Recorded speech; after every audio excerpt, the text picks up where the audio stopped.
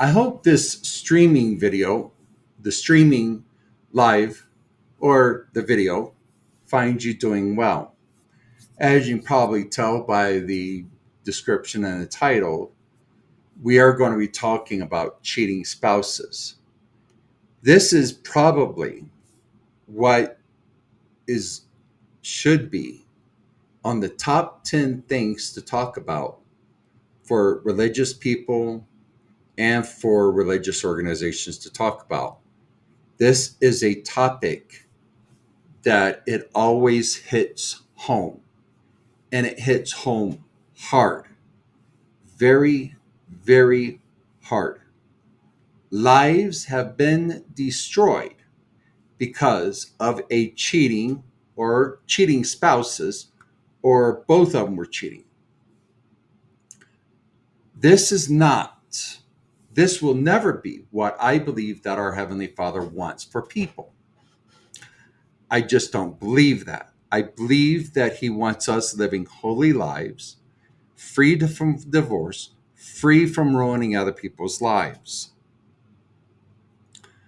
But in talking about this subject, we have to literally go to the root core of why these things happen. Why does the marriage bust up? What's going on underneath? What is the root core problem? And every problem has a root core. Excuse me for a sec. So, a person could say, well, it's life without God. That can be. Sometimes it's not. In fact, even maybe a lot of times that may not be the problem. I want to go over very lightly what I believe that the holy life looks like. Women and men have children, they grow up in today's society. I think that as soon as they get to be in high school, that they should be going to vocational or technical school. There is a state in the United States that definitely agrees with me on that.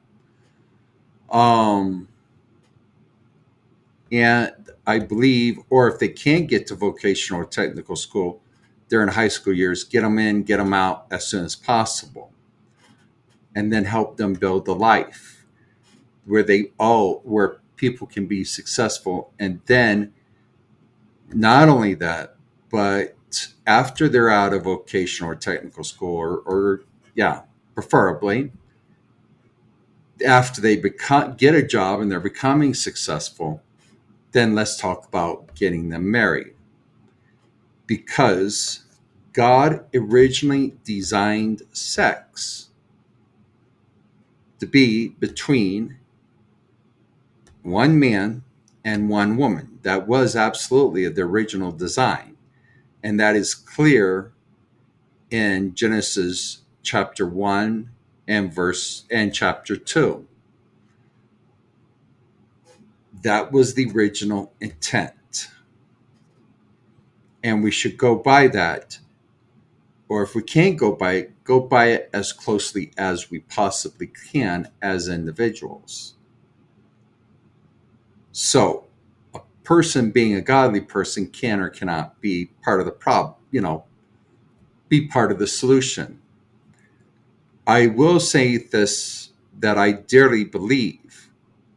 Do I believe that a person who had no business getting married, they didn't realize that, they didn't realize who they were, and then they wind up portraying that person that they really are, and then can God come back and heal that marriage? He can. It is extraordinarily tough for marriages to be saved after a person has cheated. So, the thing is what is at the very root core of the problem of cheating spouses, and how do we stop it? Because I'm a firm believer in that it can be stopped. I am not asking everybody to agree with what I'm going to say. I am asking that you please think about what I'm going to say. Sit down, consider it, pray about it, especially if you're a rabbi or a pastor or a priest or a bishop in the Christian community. If you're a religious leader in the Christian community, at least sit down and think about what I'm saying here. I did, as a lot of people know, because I did put it out on Facebook, that I did watch the movie Ashley Madison, Sex, Lies, and Scandals. I'm not going to end people telling people about other people's stories.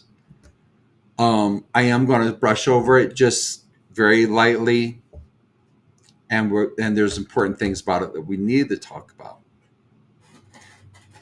Ashley Madison came up in the early 2000s, I think late 90s, early 2000s, and they were a cheating website for married people. And so people started cheating on their spouses using their service. There has to be a reason of why people started using that service.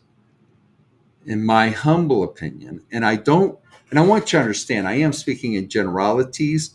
I don't think that this applies to every single case. In psychology, any psychologist will tell you, who are worth their weight in gold, will tell you there are exceptions to the rules. Even if there is a rule that's good, there is exception to the rules. But for the most part, I believe people started using that service because that they're sex addicts. When you have someone stand up and say, I used to watch porn when I was a kid. As an adult, I lived the lifestyle. You pretty much can bet on one thing that's true. They're a sex addict. Now, I want to go into what the sex addict definition is not. We're not talking about illegal activity like pedophilia and being a rapist. It's not an addiction. That's just downright extremely sick. There is a difference, in my humble opinion, between extremely sick and having an addiction. People smoke cigarettes. That's an addiction. Doesn't mean they're crazy or unintelligent or stupid. Has no forbearance on their character. Just means they're an addict. Go figure, right? So the reason that people flock to them, and reason that people are still flocking to them, is pure and simple. In my humble opinion, sex addiction. They are not capable of being in a monogamous relationship with only one person. And if anybody by any chance be watching this video and your spouse cheated on you, if you're a woman, please don't take it personal. It's not personal. It's when you're dealing with a man who is a genuine sex addict. I don't care how beautiful you are. I don't care how rich you are. I don't care how much of the perfect body that you may have. I will make you a promise. It's never going to be good enough for a sex addict. And it has nothing to do with you personally. It has everything to do with the sex addict. So women, if you have a man that's cheating on you, it's nothing personal against you. It is absolutely a reflection on him. And on him, I would have to sit down and seriously consider if indeed he is a sex addict. And just let me tell you, when you're talking about a man who has a sex addiction, there is not one woman on planet Earth that's beautiful enough to get a sex addict to stop being a sex addict. They ain't going to happen, folks. Hate to tell you that. Men, if you've got a wife that's cheating on you, there is no man in this world that's rich enough, good enough for a woman to stop being a sex addict. It's just not going to happen. It has nothing to do with you. It absolutely has everything to do with her. You see, I am a big, and I mean I'm a huge proponent of my actions reflect who I am. Everybody else's actions is a reflection of who they are as a person. So when you start feeling bad, oh, they cheat on me, don't. It's nothing personal. It has everything to do with their addiction. And so, and any psychologist who are worth their weight in gold will absolutely tell you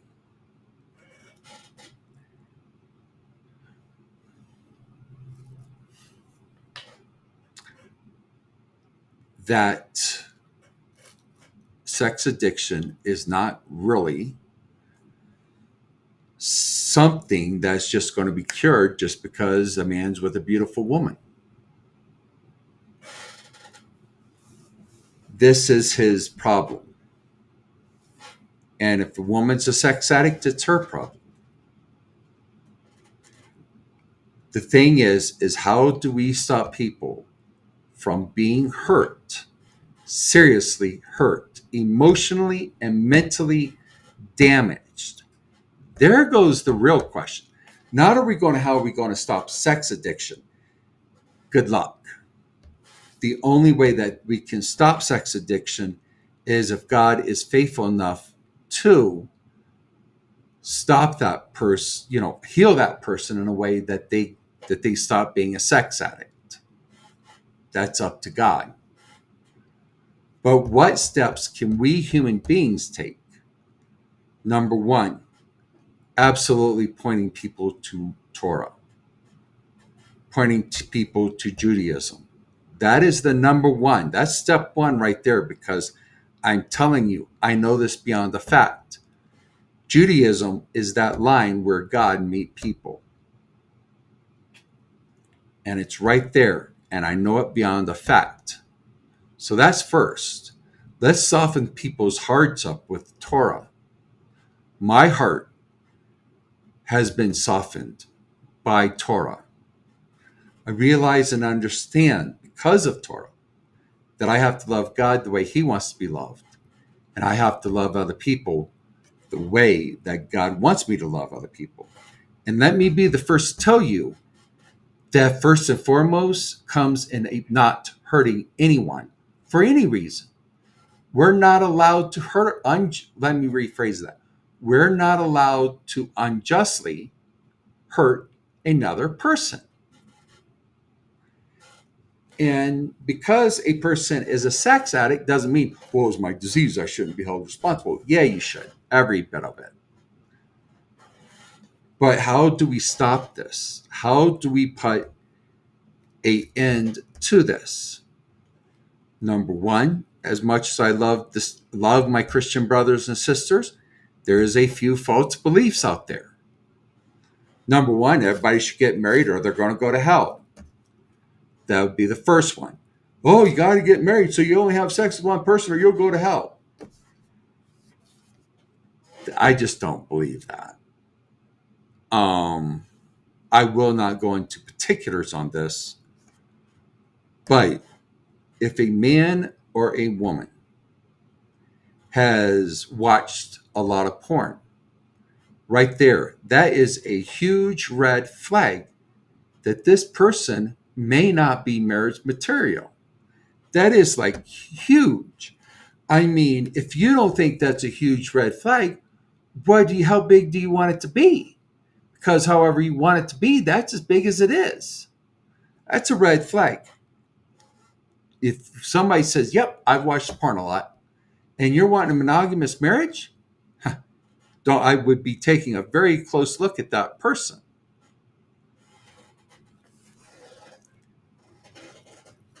And if they stand up and they say, as I have, hey, I lived the lifestyle, because I'll tell you, I did everything except I did nothing illegal, and that's absolute. And I did none of the abominational sins. That's absolute. Everything else, yep, So when a person stands up and says, I have lived this lifestyle, basically lived the pornographic lifestyle, may want to take a second look at that individual and find out if they're really marriage material. Because having more than, I think that psychologists have rated it as about 2 or 3, maybe 4 partners in one lifetime, or having watched a lot of pornography, can and does rewire a person's brain. So, for a Christian pastor or even a rabbi, any rabbi, to say, "Oh, you've got to get married. The Bible says so. So and then you can't cheat, and then well, everything will be fine." Uh-uh. Nah, I've got news for you. That ain't happening. You're living a pipe dream, and you're going to cause someone to be emotionally devastated thinking like that. Should people get married? Yes, they should. But not if their brain is rewired and they cannot stick with just one person, and that one person that they're with wants a monogamous marriage. You've just got to say, well, you've got to sit down and you've got to talk as spiritual leaders. A person has got to sit down and talk with these people and really hash it out. Because if you don't, you're not truly protecting the other person who would potentially be in that marriage. Both parties have to be protected. So this we've got to get married bunch of stuff is a bunch of stuff. Well, let me call it for what it is. It's bullshit. There is a way. You're not going to live the most healthiest of godliest of lives, but there's ways to get a person get their needs met with that rewired brain and still remain, for the most part, righteous, unholy, definitely, but a whole lot more righteous than devastating a person. We as individuals need to make sure that we're not setting someone up for failure and setting them up to be devastated. A cheating spouse always devastates the other spouse. That's just the way it is. A cheating husband will devastate his wife. A cheating wife will always devastate the husband. And this got to end. What I would say to all religious leaders, before you go around thinking that it's a great idea for people to get married, check out their past. See what it genuinely says. Sit down in prayer and ask God to reveal, should these people be getting married? Should you be doing such a thing? Or are they being set up for failure? Because I can tell you in my life, my biggest regrets were thinking that I'm marriage material. No, I'm not. And at least I'm willing to come clean about that. But my biggest regret is thinking that I was marriage material was because I hurt a lot of people. I absolutely did not have a right to hurt. I didn't have that right. And yet, with the Christian community around me and my ego, oh yeah, I'm marriage material. Not now, not ever. Maybe in the life to come if God allows that, but not in this life. We live. I cannot speak for the whole world. It appears that the whole world is sex saturated by the numbers that Ashley Madison was talking about. But definitely, I do know about the United States of America. We're so saturated in sex, you can't turn around unless you're hearing about a song about it, watching a television show about it, or,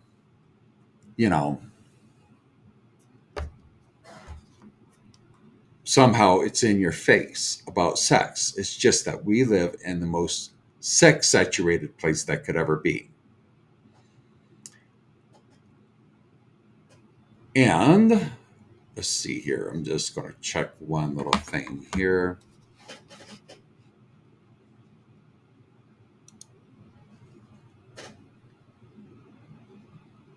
Okay.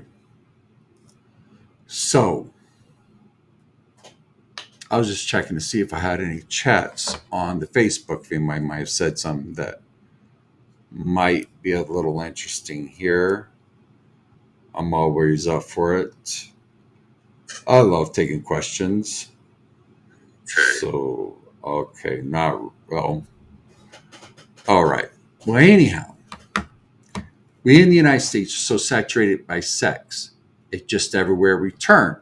Can't make a left turn or a right turn or go straight or go backwards without hearing about it. That too can be quite an issue. So, I would encourage pastors and rabbis, all spiritual leaders, sit down, think about this. Is there a person that you're talking with about them getting married and one of them is a sex addict? The best thing to do is sit down and have a real serious conversation with them. Paul talked about that spiritual leaders would indeed be held to higher standard. Having studied Torah, I would say there's a very good chance that he is in fact correct. And as spiritual leaders, one of the highest duties you can have is to protect the people in your synagogue, your congregation, your churches, your temples, whatever they may be. That is one of your highest callings. Having studied this stuff out, just give me a second here. Okay. Let's see here. I'm sorry if I go out, I do apologize. Okay, there we go. I had a little computer on the thing, had a problem on the smart monitor. So,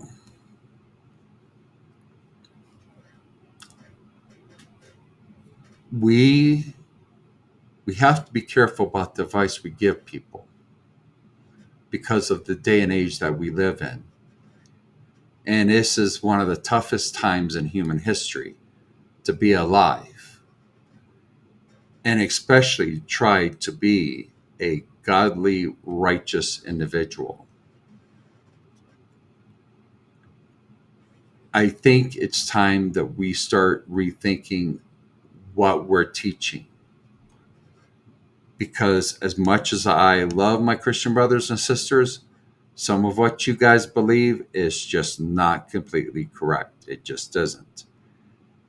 Do I think that people should live holy lives? And yeah, and I outlined it at the beginning of this video. But how many ears are going to actually perk up and, oh yeah, I think this guy's right? I've talked about this a few times and I've had nobody to come up, say, hey, you know what? You're totally right about that. I just haven't. So, if you're a man or a woman who is even thinking about cheating on your spouse, I suggest that you go see a psychologist and or a spiritual leader and find out how that you can deter this. Because no matter my opinion on marriage and premarital sex, let me tell you, God will not condone any of us hurting another person. This is not something that God's just going to say back and, yep, well, that happened. Well, no big deal. Trust me, to our Heavenly Father, it's a huge deal, an extremely huge deal. And I would rather go to heaven saying, you know what, yeah, I hurt people, but at least from the time I was about 48, 50 years old, I stopped. I checked myself. I stopped lying to people, I stopped lying to God, and I stopped lying to myself. I know who I am. There's things about me that's great, things about me that's not so much. But at least I know who I am and that I can be honest with people. I would just encourage everyone do the same. And believe me, there's no better mirror than the first 5 books of the Bible, which are Torah. Like I said, I hope you guys will at least consider what I'm saying. Think about it. Pray about it. I love you all. God bless.